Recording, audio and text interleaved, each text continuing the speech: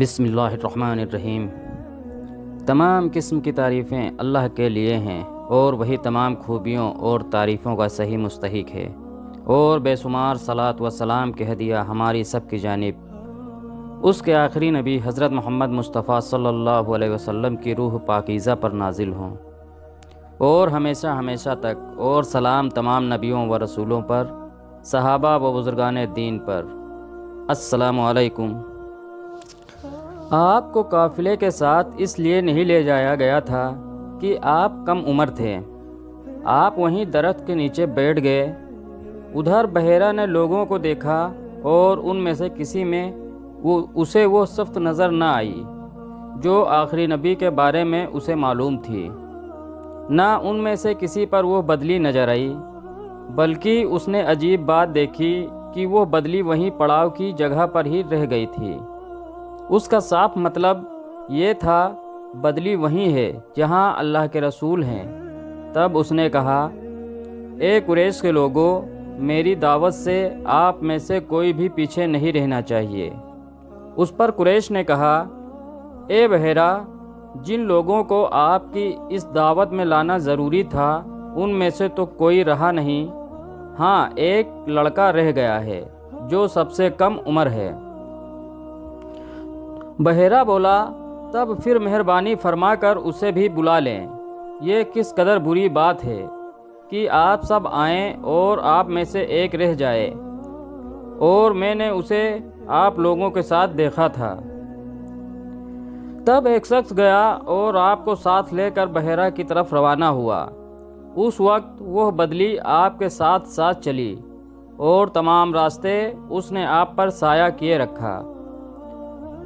بحیرہ نے یہ منظر صاف دیکھا۔ وہ اب آپ کو اور زیادہ غور سے دیکھ رہا تھا اور آپ کے جسم مبارک میں وہ علامات تلاش کر رہا تھا جو ان کی کتب میں درج تھیں۔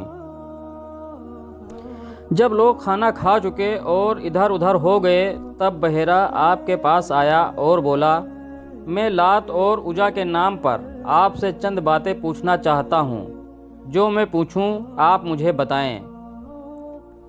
اس کی بات سن کر آپ نے فرمایا، لات اور عزا بتوں کے نام پر مجھ سے کچھ نہ پوچھو۔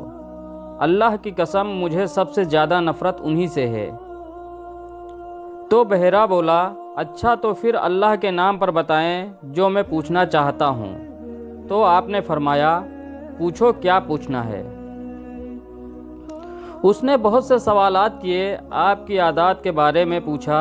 اس کے بعد اس نے آپ کی کمر پر سے کپڑا ہٹا کر مہر نبوت کو دیکھا۔ وہ بالکل ویسے ہی تھا جیسا کہ اس نے اپنی کتابوں میں پڑھا تھا۔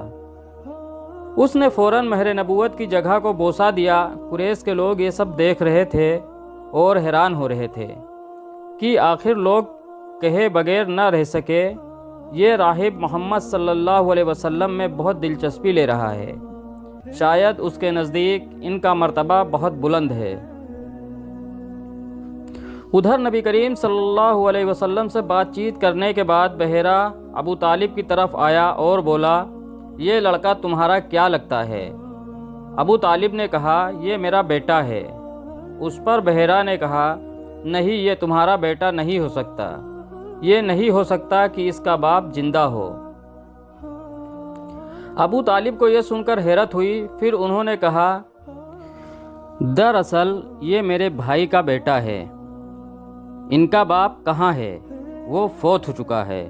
اس کا انتقال اس وقت ہو گیا تھا جب یہ ابھی پیدا ہی نہیں ہوئے تھے۔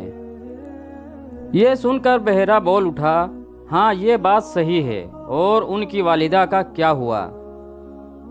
ان کا ابھی تو تھوڑے عرصے ہی پہلے انتقال ہوا ہے۔ یہ سنتے ہی بحیرہ نے کہا، بالکل ٹھیک کہا، اب تم یوں کرو کہ اپنے بھتیجے کو واپس وطن لے جاؤ، یہودیوں سے ان کی پوری طرح حفاظت کرو۔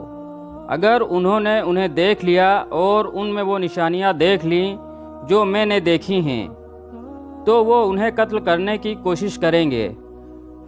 تمہارا یہ بھتیجا نبی ہے، اس کی بہت شان ہے، ان کی شان کے بارے میں ہم اپنی کتابوں میں بھی لکھا ہوا پاتے ہیں۔ اور ہم نے اپنے باپ داداؤں سے بھی بہت کچھ سن رکھا ہے۔ میں نے یہ نصیحت کر کے اپنا فرض پورا کر دیا ہے اور انہیں واپس لے جانا تمہاری ذمہ داری ہے۔ ابو طالب بحیرہ کی باتیں سن کر خوفزدہ ہو گئے، آپ کو لے کر مکہ واپس آ گئے۔ اس واقعے کے وقت آپ کی عمر 9 سال تھی۔ اس عمر کے لڑکے عام طور پر کھیل کود میں ضرور حصہ لیتے ہیں۔ ان کھیلوں میں خراب اور گندے کھیل بھی ہوتے ہیں۔ اللہ تعالیٰ نے آپ کو اس سلسلے میں بھی بالکل محفوظ رکھا۔ جاہلیت کے زمانے میں عرب جن برائیوں میں جکڑے ہوئے تھے، ان برائیوں سے بھی اللہ تعالیٰ نے آپ کی حفاظت فرمائی۔ ایک واقعہ آپ نے خود بیان فرمایا کہ ایک قریشی لڑکا مکہ کے بالائی حصے میں اپنی بکریاں لیے میرے ساتھ تھا۔ میں نے اس سے کہا، تم ذرا میری بکریوں کا دھیان رکھو تاکہ میں قصہ گوئی کے مجلس میں شریک ہو سکوں۔ وہاں سب لڑکے جاتے ہیں۔ اس لڑکے نے کہا، اچھا۔ اس کے بعد میں روانہ ہوا۔ میں مکہ کے ایک مکان میں داخل ہوا تو مجھے گانے اور باجے کی آواز سنائی دی۔ میں نے لوگوں سے پوچھا، یہ کیا ہو رہا ہے؟ مجھے بتایا گیا کہ ایک قریشی کی فلاں شخص کی بیٹی سے شادی ہو رہی ہے۔ میں نے اس طرف توجہ دی ہی تھی کہ میری آنکھیں نیند سے جھپکنے لگیں، یہاں تک کہ میں سو گیا۔ پھر میری آنکھ اس وقت کھلی جب دھوپ مجھ پر پڑی۔ آپ واپس اس لڑکے کے پاس پہنچے تو اس نے پوچھا، تم نے وہاں جا کر کیا کیا؟ تو میں نے اسے واقعہ سنا دیا۔ دوسری رات پھر ایسا ہی ہوا۔ مطلب یہ کہ قریش کی لغو مجلسوں سے اللہ تعالیٰ نے آپ کو محفوظ رکھا۔ قریش کے ایک بت کا نام بوانا تھا۔ قریش ہر سال اس کے پاس حاضری دیا کرتے تھے، اس کی بے حد عزت کرتے تھے، اس کے پاس قربانی کا جانور ذبح کرتے، سر منڈواتے، سارا دن اس کے پاس اعتکاف کرتے۔ ابو طالب بھی اپنی قوم کے ساتھ اس بت کے پاس حاضری دیتے۔ اس موقع کو قریش عید کی طرح مناتے تھے۔ ابو طالب نے نبی کریم صلی اللہ علیہ وسلم سے کہا، بھتیجے آپ بھی ہمارے ساتھ عید میں شریک ہوں۔ آپ نے انکار فرما دیا۔ ابو طالب ہر سال آپ کو شریک ہونے کے لیے کہتے رہے، لیکن آپ ہر بار انکار ہی کرتے رہے۔ آخر ایک بار ابو طالب کو غصہ آ گیا۔ آپ کی پھوپھیوں کو بھی آپ پر بے تحاشا غصہ آیا۔ وہ آپ سے بولی، تم ہمارے معبودوں سے اس طرح بچتے ہو اور پرہیز کرتے ہو، ہمیں ڈر ہے کہ تمہیں کوئی نقصان نہ پہنچے۔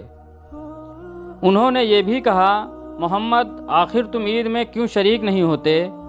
ان کی باتوں سے تنگ آ کر آپ ان کے پاس سے اٹھ کر کہیں دور چلے گئے۔ اس بارے میں آپ فرماتے ہیں، میں جب بھی بوانا یا کسی اور بت کے نزدیک ہوا، میرے سامنے ایک سفید رنگ کا بہت قد آور آدمی ظاہر ہوا۔ اس نے ہر بار مجھ سے یہی کہا، محمد پیچھے ہٹو، اس کو چھونا نہیں۔